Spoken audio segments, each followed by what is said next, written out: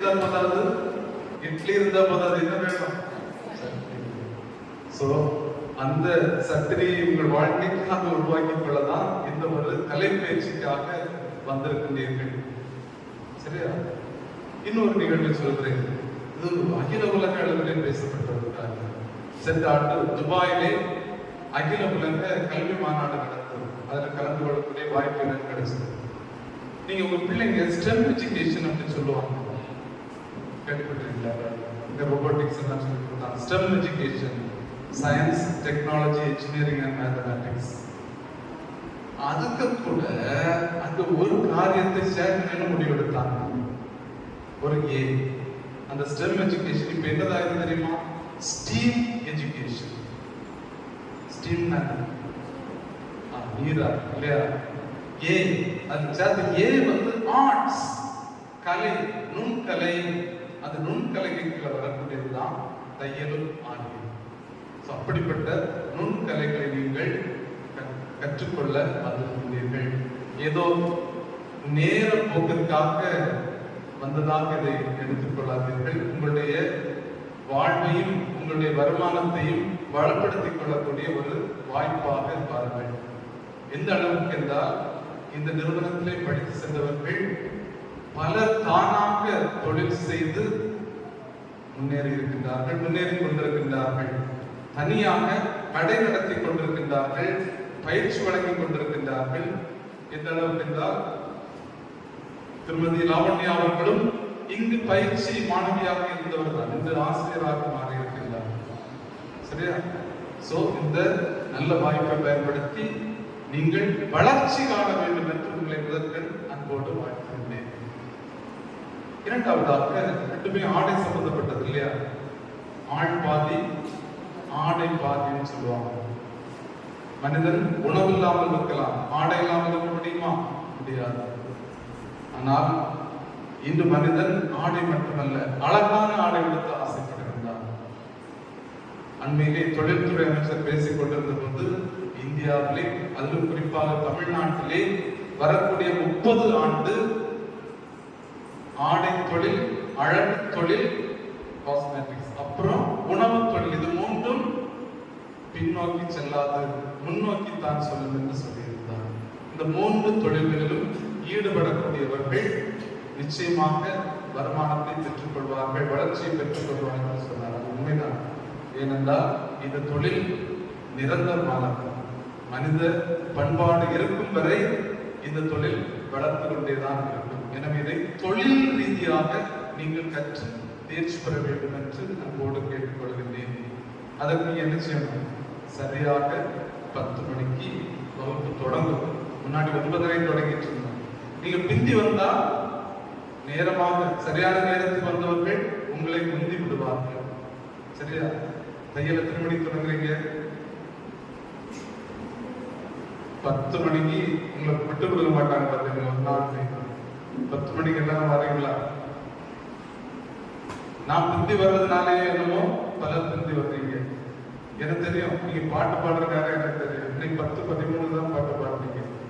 அப்படிதான் பாத்தீங்களா? பிழைச்ச ஆள் அப்படின்னு நினைக்காதுங்க.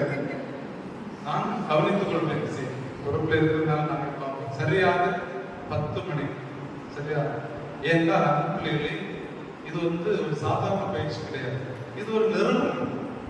அதிலும் பிரதான் மந்திரி கௌசல் விகாஸ் யோஜனாவின் கீழ் செயல்பட்ட நிறுவனம். எனவேதான் உங்களுக்கு ஸ்கில் இந்தியா சர்டிபிகேட் வழங்கப்படுகிறது. ஸ்கில் இந்தியா பயிற்சி பெற்றீங்களா? பாத்தீங்களா? அவங்கள வெளியிடத்துக்கு அனுப்பி ஸ்கில் இந்தியா பயிற்சி கொடுத்து அவங்க அரசு சான்றிதழ் பெற்றவர்கள், மத்திய அரசுடைய சான்றிதழ் பெற்றவர்கள். அப்படிப்பட்டவர்களை தான் நாம் ஆசிரியராக பெற்றிருக்கின்றோம். எனவே அதை சீரியஸா எடுங்க. அதே போல அனுமதியின்றி லீவ் எடுக்கக்கூடாது. எல்லா நாளும் வந்தால்தான் முழுமையாக நீங்கள் பயிற்சி பெற முடியும். அதே போல உங்களை அந்த ரெக்கார்டு கொடுப்பாங்க, அதையும் சிறப்பாக செய்யுங்க. இன்னும் ஒரு வாய்ப்பு, உங்கள் பிள்ளைகளுக்கோ குடும்பத்தை சேர்ந்தவர்களுக்கோ இங்கு வழங்கப்படுகின்ற பயிற்சிகளிலே வாய்ப்பு உண்டு. ஃபார் எக்ஸாம்பிள், IAS பயிற்சி கொடுக்கும். உங்க பிள்ளைங்க கலெக்டராக ஆசைப்படுறாங்க, அரசு வேலைகளிலே சேர வேண்டும் என்று ஆசைப்படுகிறார்கள். TNPSC, இந்த மாதிரி IAS, IPS, அதிலே சேர்றதுக்கு வாய்ப்பு கொண்டு உங்கள் பிள்ளைகள் இலவசமாக அந்த பயிற்சிகளை பெற்றுக்கொள்ளலாம். ஆன்லைனில் நடக்கக்கூடிய நீட், ஜேஇ போன்ற பயிற்சிகளையும் இலவசமாக உங்கள் பிள்ளைகள் சேரலாம். குறைந்த கட்டணத்திலே இசை பயிற்சி நடக்கிறது, நடன பயிற்சி நடக்கிறது. பிள்ளைகள் எத்தனை பேரை சேர்த்தீங்க? சேர்த்து பயிற்சி பெறுங்கள். அவங்க அந்த சக்தியை பெற்றுக்கொள்வதற்கு 40 வயசு வரை காத்திருக்க வேண்டாம். இப்போதே அந்த வாய்ப்பை உங்கள் பிள்ளைகளுக்கு கொடுத்துக் கொள்ளுங்கள். உங்க பிள்ளைங்களுக்கு ஏதாவது ஒரு திறமை சின்ன வயசுலேயே பார்த்துக்கோங்க. சின்ன வயதிலே ஏதாவது ஒரு திறமை இருக்கு எக்ஸ்ட்ரா. அந்த திறமையோடு இருக்கக்கூடிய பிள்ளைகள் செல்போன் மாற்றுறது, டிவி பார்க்கறது, வேற அடிக்ஷன்ல விடுறது, லவ் பிரச்சனைகளை மாற்றுறதுல இருந்து இருக்காது. கலையில இருப்பாங்க, மியூசிக்ல இருப்பாங்க, ஆர்ட்ல இருப்பாங்க. ஏதாவது அவங்களுடைய திறமை, தனித்திறமை என்னன்னு பார்த்து அதில் நீங்க இப்போதே இணைத்து விட்டீர்கள் என்றால், ஐயோ பாதர் எங்களுக்கு கல்யாணம் ஆகலே இப்படி சொல்றது என்னை பார்த்து சிரிக்கிறீங்க, புரிகிறது. இருந்தாலும் உங்களுடைய எதிர்காலத்திற்காக சொல்கிறேன். உங்கள் பிள்ளைகளை படிப்பில் மட்டுமல்ல, தனித்திறன்களிலும் ஸ்கில்னு சொல்லுவோம், அதிலே நீங்க வளர்த்தெடுக்க வேண்டும். அதற்கு இந்த நிறுவனத்தை நீங்கள் பயன்படுத்திக் கொள்ள வேண்டும். உங்கள் பிள்ளைகளுக்கு உயர் வழிகாட்டல், உயர்கல்வி வழிகாட்டல் கொடுக்கும். சரியா? ஃபியூச்சர்ல என்ன படிக்க போறோம் அதுக்காக பாருங்க. அது மட்டும் இல்ல, கடைசி சொல்றேன், இங்க உங்களை போல தையல் பயிற்சி வந்து 20 பேர் சேர்ந்து ஆதார் டெக்ஸ் அப்படி ஒரு நிறுவனமே நடத்துகிற சங்கமாக வழிநடத்தி கொண்டிருக்கின்றார்கள்.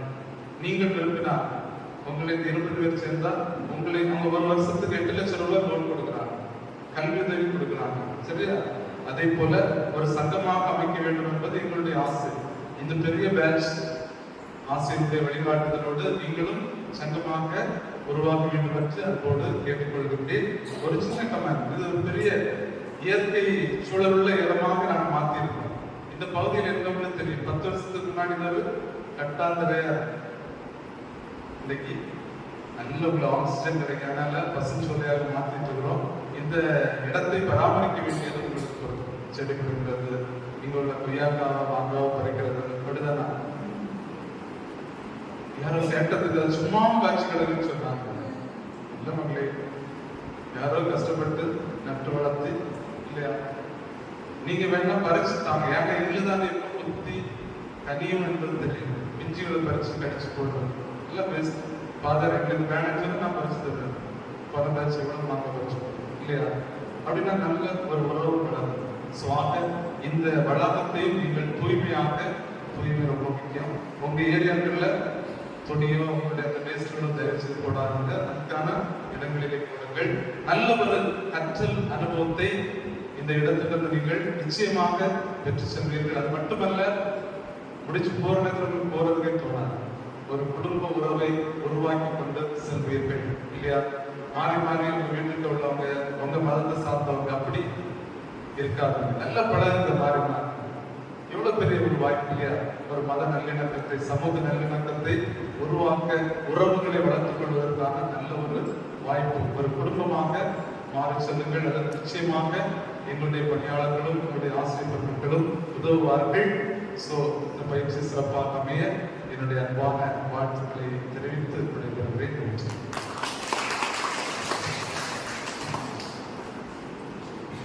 கண்டவர்களே அன்போடு வரவேற்றதோடு மாணவர்களை சாதனையாளர்களாக மாற்ற ஊக்கமூட்டிய அருண்மணி ஜோஸ் ராபின்சன் அவர்களுக்கு நன்றி.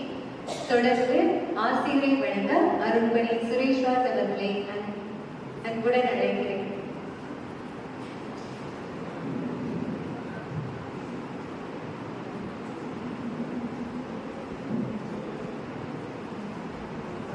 நல்லா இருக்கீங்களா? சந்தோஷமா இருக்கீங்களா? மகிழ்ச்சியா இருக்கீங்களா? எதனால சந்தோஷமா இருக்கீங்க? எதனால சந்தோஷமா இருக்கீங்க? வீட்டை விட்டு இங்க வந்திருக்கிறோம், வாரலாம், சிரிக்கலாம், பேசலாம், சந்தோஷமாக இருக்கலாம். அப்புறம் நிறைய நண்பர்கள் எங்களுக்கு கிடைக்குது, அதனால நாங்கள் சந்தோஷமாக இருக்கிறோம். ஒரு என்ஜாய்மெண்ட், அது ஒரு வாழ்க்கையில மிக அவசியமான ஒன்றாக இருக்கு. அதுக்கப்புறம் அதுக்கடுத்து நிறைய ஃப்ரெண்ட்ஸ் வச்சுக்கிறீங்க, சந்தோஷமாக இருக்கிறீங்க. அப்புறம் கிடைக்கிற பயிற்சி எதுக்காக பயிற்சி வந்திருக்கு? எதுக்காக பயிற்சி வந்திருக்கிறீங்க? ரிலேஷன் மட்டும் உருவாக்குவதற்கா, இல்லை உங்களுடைய வாழ்க்கையினுடைய வாழ்வாதாரத்தை உயர்த்துவதற்கா? ரெண்டும் சரி. நம்முடைய இயக்குனர் தந்தை அழகாக சிறப்பாக சொன்னாங்க. அவெல்லாம் ஒரு நண்பர் வட்டாரத்தை உருவாக்க வேண்டும். அதுக்கப்புறம் நம்முடைய வாழ்க்கையுடைய சக்தி ஞானம் செய்யணும். சொன்னாங்க என்ன சொன்னாங்க? இட்லி தேவையில்லை, சட்னி தான் மிக முக்கியம். நிச்சயமாக உங்களுடைய அந்த உழைப்பு, அதாவது நீங்க இந்த பயிற்சி பெற்று தேர்ச்சி பெற்று இதை நீங்க சின்ன ஒரு கை தொழிலாக செய்திருந்தாலே ஒரு குடும்பத்துடைய பொருளாதாரம் நிச்சயம் சேமிப்புல, பிள்ளைகளை படிக்க வைக்கிறதுல மற்றும் குடும்பத்துடைய வளர்ச்சியில ஒரு படி உயர்ந்திருக்கு போய்கொள்கிறோம். இது நம்முடைய 10 வருஷத்துக்கு முன்னால நம்முடைய பெற்றோர்கள் இந்த ஒரு படத்தை நிச்சயமாக செய்திருப்பாங்க. அப்படிதானே? சின்ன வேலைகளை செய்வாங்க. அதுல கிடைக்கிற காசு விட அப்பா அவங்க செய்ய மாட்டாங்க, காட்ட மாட்டாங்க. அதை சேமிச்சு வச்சு நகை எடுக்கிறது, அப்புறம் பிள்ளைகளுக்கு தேவைகளை எல்லாம் நிவர்த்தி செய்வது எல்லாமே நம்முடைய பெற்றோர்கள் செய்தார்கள். அந்த ஒரு பணிகளையும் தான் நாம் என்ன செய்கிறோம்? இந்த பயிற்சியை நாம் எடுத்து நம்முடைய குடும்பம் ஆசீர்வாதத்தோடு வளர, ஒரு படி உயர, அடுத்தவங்களை யாரையும் சார்ந்து இருக்காமல் வாழ்வதற்கான ஒரு மேலான ஒரு பயிற்சியாக தான் இந்த பயிற்சி இருக்கும் என்று நான் நினைக்கிறேன். ஆகவே சிறப்பாக பயிற்சி ஒரு முயற்சியாக மாற வேண்டும். படிச்சாச்சு அப்படின்னு போகாம அது ஒரு முயற்சியாக மாறுகிற போது உங்களுடைய வாழ்க்கையுடைய வளர்ச்சிக்கு இட்டு செல்கிற ஒரு ஏணிப்படியாக இருக்கும். ஆகவே நீங்கள் இந்த பயிற்சியை முயற்சியாக மாற்ற, உங்களுடைய வாழ்க்கையில் பொருளாதாரத்திலும் இன்னும் உறவுகளிலும் வளர உங்களை சிறப்பாக நான் வாழ்த்துகிறேன். உங்களுக்கு ஆசை வழங்குகிறேன். நன்றி.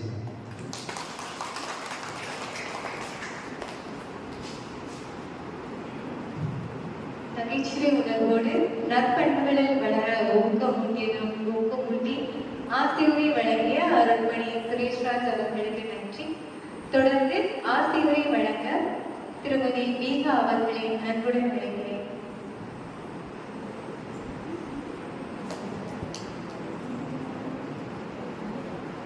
அனைத்து தையல் மற்றும் ஆறு பயிற்சி மாணவர்களுக்கு மதிய வணக்கம். தந்தைமார்களுக்கு மதிய வணக்கம்.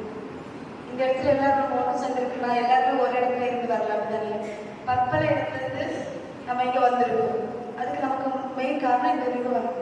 இந்த நிறுவனம் உண்மையிலே அனைத்து பயிற்சி மக்களுக்கு அநேக ஏழை மக்களுக்கு, பணக்காரர்கள ஏழை மக்களுக்கு இது உண்மையாக ஒரு பிரயோஜனமாக இருக்குது. ஏன்னா சீப் அண்ட் பெஸ்ட். நான் எங்கள் கருங்கல் ஏரியாவிலேருந்து வரேன். கருங்கல்ல பார்த்தீங்கன்னா அவங்க ஒரு 3 மந்த் படிக்கணும்னா 8,000 கொடுத்து படிக்கிறாங்க. தையல் பயிற்சி எவ்வளவோ 8,000. அதில் வேற உங்களுக்கு இங்கே தர சர்டிஃபிகேட் மாதிரி அங்கே பெஸ்ட்டு சர்டிஃபிகேட் அவங்களே கொடுக்குற சர்டிஃபிகேட். அந்த இடத்துல போய் படிக்கிறாங்க. ஆனால் ஏழை மக்களுக்கு அங்கே போய் படிக்க முடியுமா?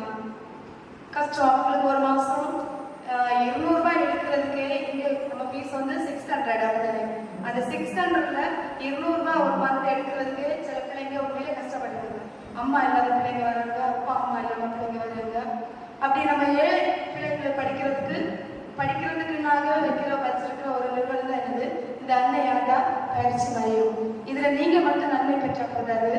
இதுல நீங்க பெற்ற நன்மையை என்ன செய்யணும்?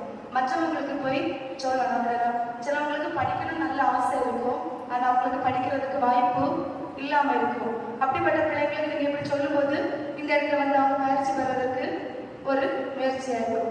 அதே மாதிரி என்னன்னா இந்த தையல் பயிற்சியும் சரி, ஆரி பயிற்சியும் சரி, இது உங்களுக்கு வாழ்வாதாரத்தை நிச்சயமா உயர்த்தும்.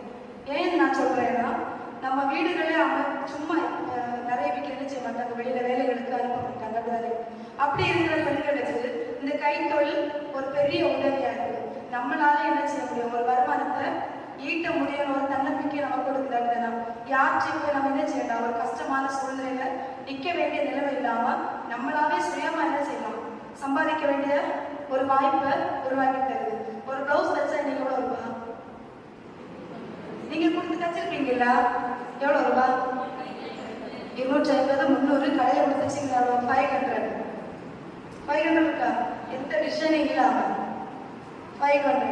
இன்னும் நீங்க அப்படியே படிச்சுட்டு போறீங்க. உங்களாவும் என்னப்பா ஒரு நாள் ஒரு ப்ளவுஸ் தைச்சாலே ஒரு நாள் வருமானம் எவ்வளவு? 500. அப்படிதானே? அதே நீங்க வெளியில வேலைக்கு போனாலும் இதே 500 ரூபாய் தான் உங்களுக்கு கிடைக்கும். அவ்வளவுதான். அதை வீட்டில இருந்து பிள்ளைங்களையும் பார்த்து ஹஸ்பண்டையும் கவனிச்சு நம்மவும் என்ன செய்யலாம்? சுயமா சம்பாதிக்கலாம். அதுக்குரிய வாய்ப்பு தான் நம்ம நிறுவனம் சொல்லுது தந்துருக்கு. நல்லா படிங்க, நல்லா முயற்சி பண்ணுங்க. அதே மாதிரி நம்ம தையலும் ஆரியும் பண்ணினவங்க யாருமே என்ன செய்யல லாஸ் ஆனதா சரித்திரமே இல்லை.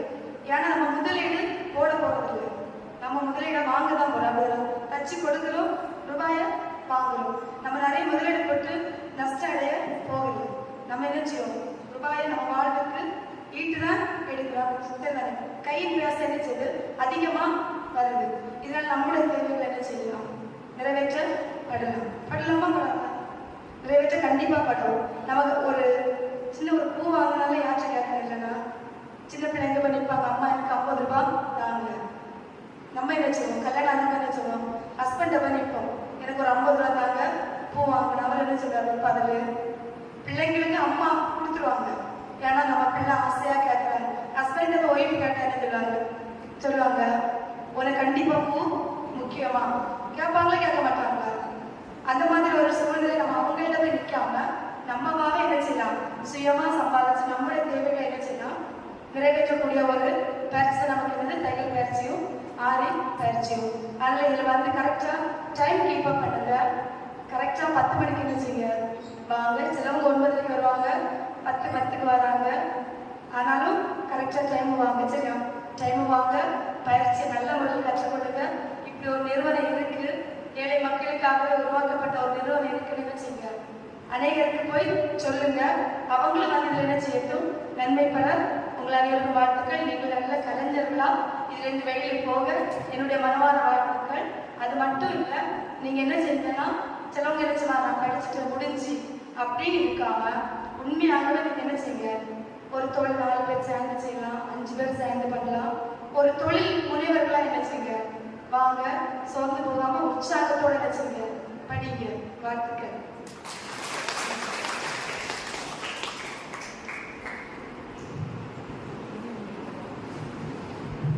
சிறந்த ஒரு ஆசிரியர் உரையாற்றிய திருமதி மீகா அவர்களுக்கு நன்றி.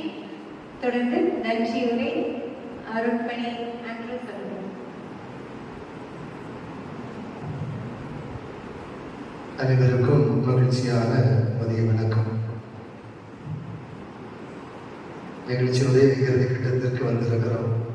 எல்லாரும் பாதி டெய்லரிங் படிச்சிருப்பேன்னு நினைக்கிறேன். படிச்சிட்டீங்களா? படிச்சீங்களா? படிக்கலையா? படிச்சிட்டீங்களா? நான் கடைசி ஒரு எக்ஸாம் எழுதிட்டேன். நான் 1-2 பேர்ட்டு சொல்லியிருக்கிறேன். நாங்கள் ஒரு அங்கி போடுவோம் இல்லையா?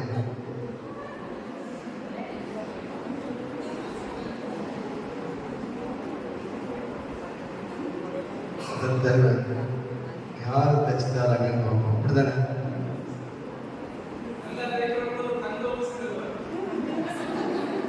அதுதான் உங்க டெஸ்ட். சரிதானே? சவுண்டே காணல. தைக்க மாட்டீங்களா? ஆமா, பதில் சொல்லுங்க. தைக்க முடியுமா? முடியாது. முடியாது. சரி, யாரெல்லாம் தைக்கிறீங்கன்னு பார்ப்போம். சரிண்ணா, அது ஈஸியாக தைச்சிடலாம். தைக்கிறேன். அப்படிதானே? மேடம் ஆமான்னு சொல்லிடுச்சு. சரி, உண்மையிலேயே ஒரு கலை தான். தையலாக இருந்தாலும் சரி, ஆரியாக இருந்தாலும் அது ஒரு கலை. நான் 9ஆம் படிக்கின்ற பொழுது நானும் தையல்லாம் தைப்பேன். சரி, ஏன்னா எங்கள் அப்பாவும் டெய்லர். அப்போ இதே போல இல்லை, அந்த டைம்லாம் சீசன் வந்து, இதெல்லாம் ஒரு சீசன் வந்து அந்த ஸ்கூல் ஓப்பனிங் இருக்கிட்ட அந்த டைம், அதே போல் கிறிஸ்துமஸ் டைம், திருவிழா ஃபங்க்ஷன் இருக்கும் பொழுதெல்லாம் என்ன செய்யும்? நைட் அப்பா வீட்டுக்கு வர மாட்டாங்க. எங்களுக்கு நிறைய ஆட்கள் உண்டு, நிறைய பணியாளர்கள் உண்டு. நைட் அவங்க வீட்டுக்கெல்லாம் போக மாட்டாங்க. நான் ஸ்கூல் படிக்கின்ற பொழுது ஸ்கூல் முடிச்சுட்டு ஈவினிங் எங்கே போவேன்? எங்கள் அப்பா கடைக்கு போவேன். போயிட்டு நைட்டு ஒர்க்கெல்லாம் முடிச்சுட்டு கடையில் தூங்கிட்டு காலையில் ஸ்கூலுக்கு போவேன். அந்த டைம்ல அவ்வளவு அந்த சீசன் டைம்ல ஒர்க்கு பயங்கரமாக இருக்கும். அப்போ அப்பாவுக்கு துணி தைக்கிறது, காசா போடுறது, மற்ற தனியெல்லாம் அதில் ஸ்டிச்சிங் எல்லாமே எனக்கு தெரியும். இதெல்லாம் ஒரு கலை. அப்போ கலை வந்து நம்ம எந்த துணியும் எதுவும் கலை என்ன செய்யலாம், படிக்கலாம். அது எந்த கலையாக இருக்கலாம். அப்படிதானே? கலை வந்து என்னது வயது கிடையாது, எந்த கலையும் ஒதுக்கி வைக்க முடியாது. எனவே நீங்கள் ஆர்வத்தோடு படிக்க வந்திருக்கீர்கள். நான் பார்க்கின்ற பொழுது முதல் நாள் வந்து பார்த்தேன், நிறைய பிள்ளைகள் வந்திருந்தாங்க. அப்ப நான் வந்து கேட்டேன், ஒரு பேட்ச் ஆஃப்டர்நூன் எல்லாம் என்று கேட்ட பொழுது நிறைய பேர் என்ன செய்தாங்க, மனமோ வந்து ஓகே ஃபாதர்னு சொல்லி 1.5 பேட்சுக்கு என்னது படிக்க வேண்டும் என்று நீங்கள் உங்களால் தானாகவே மாற்றிக்கொண்டிருக்க உண்மையிலேயே மகிழ்ச்சியாக இருந்தது. எனவே நான் உங்களை பாராட்டுகின்றேன். சில காரியங்கள் மட்டும் சொல்லுவாங்க, ஆற்றிலே தண்ணீர் வந்து கொண்டிருக்கிறது, அது ரிவர்ஸ் போகுமா போகாதா? போகாது. அப்படிதானே? அதே போல உங்களுக்கு ஒரு வாய்ப்பு தரப்பட்டிருக்கிறது. அந்த வாய்ப்பை நீங்கள் பயன்படுத்திக் கொள்ள வேண்டும். இந்த வாய்ப்பு இன்னொரு முறை உங்களுக்கு கொடுக்கப்படுமா?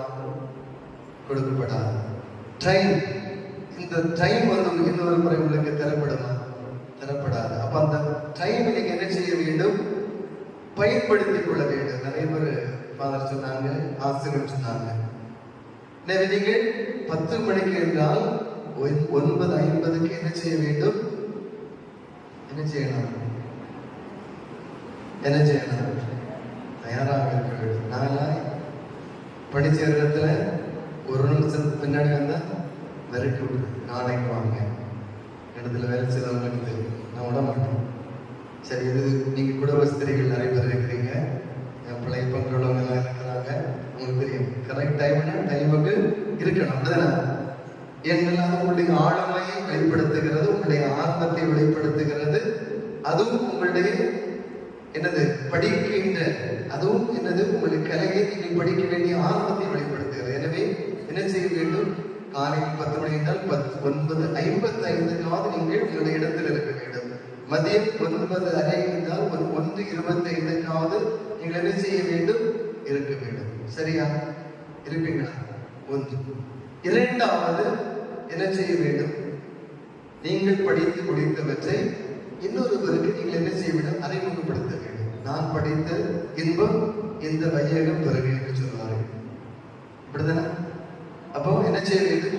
நீங்கள் படித்ததை இன்னொருவருக்கு அறிமுகப்படுத்த வேண்டும். நீங்கள் 3 மாதம் படித்து முடித்து செல்லுகின்ற பொழுது இன்னொருவருக்கு இந்த நிறுவனத்தை நீங்கள் அறிமுகப்படுத்தி விட்டு சொல்ல வேண்டும். இப்ப எத்தனை பேர் இதுல இருக்கிறீங்க? எத்தனை பேர் இருக்கிறீங்க? ஒரு 75 பேர் இருக்கிறீங்கன்னா இன்னொரு 75 பேருக்கு நீங்கள் என்ன செய்ய வேண்டும்? இந்த நிறுவனத்தை என்ன செய்ய வேண்டும்? அறிமுகப்படுத்த வேண்டும். அப்படிதானே? அதுதான் வளர்ச்சி, அதுதான் உங்களுடைய பெருந்தன்மை. நான் படித்த திறமையை, நான் படித்த ஒரு நிறுவனத்தை இன்னொருவருக்கு அறிமுகப்படுத்த வேண்டும். அப்துல் கலாம் அழகாக சொல்லுவார். என்ன சொல்லுவார்? 2 கருவறை சொல்லுவார். ஒன்று தாயின் கருவறை, இன்னொன்று பள்ளி. நான் தாயினுடைய கருவறையிலே உயிர் பெறுகிறேன், பள்ளியினுடைய கருவறையிலே அறிவை பெறுகிறேன். அப்ப நீங்க தாயுடைய கருவறையில் என்ன செய்திருக்கிறீங்க? உயிரை பெற்றிருக்கிறீர்கள். இந்த டைலரிங், தையல் இந்த பயிற்சியிலே நீங்கள் அறிவை பெறுகிறீர்கள். இதிலே நீங்கள் கலையை பெறுகிறீர்கள். சரிதானே? அப்ப இது வந்து நீங்கள் அறிவை பெறுகிறீர்கள். அப்ப இரண்டும் என்னது? ஒரு அறிவை பெறுகின்ற ஒரு கருவறையாக இருக்கிறது என்பதை நீங்கள் மறக்கக்கூடாது. எனவே இந்த ஒரு நல்ல நாளிலே நான் உங்கள் அனைவரையும் நன்றி கூறுவதற்காக இருக்கிறேன். முதலாக நம்முடைய இந்த நிறுவனத்தை உருவாக்கி வளர்த்தெடுத்துக் கொண்டிருக்கின்ற ஒரு ஆலமரமாக இன்று வளர்ந்து விருட்சமாகி வளர்ந்து கொண்டிருக்கின்ற வேளையிலே இந்த நிறுவனத்தினுடைய அடிநாதமாக இருக்கின்ற நம்முடைய தந்தை அருள்பணி ஜோஸ் ராபின்சன் அவர்கள் அழகான ஒரு அறிவு உரையை நமக்கு தந்து உங்கள் மீது அன்பும் கரிசனையை கொண்டு நம்ம ஒவ்வொரு நாளும் இந்த நிறுவனம் இன்னும் வளர வேண்டும், பல மக்கள் இதன் வழியாக பலம் பெற வேண்டும் என்று நம் மீது உயிர் மூச்சை கொண்டு வளர்த்தெடுத்துக் கொண்டிருக்கிறார்கள். தந்தை அவர்களை நம் அனைவர் சார்பாக நெஞ்சார்ந்த நன்றியை கூறி சாகிக் கொண்டிருக்கிறேன். அதே போல இந்த 2 மாதங்களுக்கு முன்பாக பொறுப்பேற்று இதனுடைய நிதியை வலுப்படுத்த வேண்டும். எதற்கும் ஒரு நிதி இருந்தால்தான் அது பன்முகத்தன்மையோடு வளர்த்தெடுக்க முடியும். எனவே இது பல துறைகளிலே வளர்ச்சி அடைய வேண்டும், பல மக்களுக்கும் பலனடைய வேண்டும் என்றால் அதற்கு அடிப்படையாக இருப்பது நீதித்துறை. நீதித்துறை அடிப்படையாக இருக்கின்ற பொழுதுதான் அது நீண்ட தூரம், நீண்ட பயணம் வளர்ச்சி அடைய முடியும். அது இன்னும் பல மக்களுக்கு பயனடைய முடியும் என்ற நோக்கோடு, தொலைதூர ஒரு நோக்கோடு இது பணி தொடங்கி இருக்கின்ற நம்முடைய அருள்பணி நம்முடைய சுரேஷ் ராஜ் அவர்களுக்கும் நம் அனைவர் சார்பாக நெஞ்சார்ந்த நன்றியை கூறிக்கொள்ளுகின்றேன். சொல்லுவார்கள், ஒரு நல்ல ஆசிரியர் என்றால் எப்படி இருக்க வேண்டும் என்றால் வகுப்பறையில் நுழைவது நல்ல ஆசிரியர் இல்லை, மாறாக மாணவருடைய இதயத்தில் நுழைபவர் தான் நல்ல ஆசிரியர்கள். எனவே நமக்கு நல்ல ஆசிரியர்கள் நமக்கு கிடைத்திருக்கிறார்கள், உங்களுடைய இதயத்தில் நுழைந்திருக்கிறார்கள். நம்முடைய தையல் ஆசிரியராக இருக்கலாம், நம்முடைய ஆறை கற்றுத்தருகின்ற ஆசிரியர்களாக இருக்கலாம். எனவே 2 ஆசிரியர் அவர்களே நம்முடைய அனைவர் சார்பாக நெஞ்சார்ந்த நன்றியை கூறிக்கொள்கிறேன். அன்புக்குரியவர்களே, நீங்கள் நான் உங்களுடைய ஆர்வத்தை பார்த்திருக்கிறேன். நான் திருந்தோறும் பல நாட்கள் வருவேன், நீங்கள் கற்று செல்வதும் அதே போல் நீங்கள் உரையாடி செல்வதும் நான் பார்த்திருக்கின்றேன். மகிழ்ச்சியோடு வீட்டுடைய கஷ்டங்கள் எல்லாம் மறந்து ஒரு குடும்பமாக நீங்கள் வந்து செல்கிறீர்கள். அது மட்டுமல்ல, ஒரு நல்ல கலையை நீங்கள் கற்று சென்று கொண்டிருக்கிறீர்கள். எனவே நீங்கள் 3 மாதம் நிறைவோடு செல்லுகின்ற பொழுது நீங்கள் முழுமையாக செல்ல வேண்டும். உறவு மட்டுமல்ல, உறவையும் சுமந்து செல்ல வேண்டும், நல்ல கலையையும் நிறைவோடு கற்று செல்ல வேண்டும். அதுதான் எங்கள் அனைவருடைய விருப்பம். எனவே நீங்கள் நிறைவோடு செல்ல வேண்டும். நான் தொடக்கத்தில் சொன்னது போல அங்கி வரக்கூடாது, அப்படிதானே? அங்கி தருவேன், சரியா? எத்தனை பேர் நீங்க அந்த ஸ்டிச்சிங் நீங்க படிக்கிறீங்கன்னு பார்ப்போம், அப்படிதானே? எனவே நீங்கள் நிறைவோடு செல்ல வேண்டும் என்று உங்களை வாழ்த்துகிறேன். எனவே நீங்கள் அனைவரும் காலம் தவறாமை கடைபிடிக்க வேண்டும், முழுமையாக வர வேண்டும், நன்றாக கற்று தேர்ந்து ஒரு நல்ல தையல் மற்றும் ஆரி கலை வல்லுநர்களாக இங்கிருந்து செல்ல வேண்டும் என்று உங்கள் வாழ்த்துகிறேன். உங்கள் அனைவரையும் நன்றி கூறுகின்றேன். அதே போல நம்முடைய என்சியுடைய நம்முடைய கோஆர்டினேட்டர்ஸ் மற்றும் உங்களுடைய அனைத்து நம்முடைய பணியாளர்கள் அனைவருக்கும் நெஞ்சார்ந்த நன்றி கூறி உங்களுடைய நன்றி உரையை முடித்துக் கொள்கிறேன். நன்றி.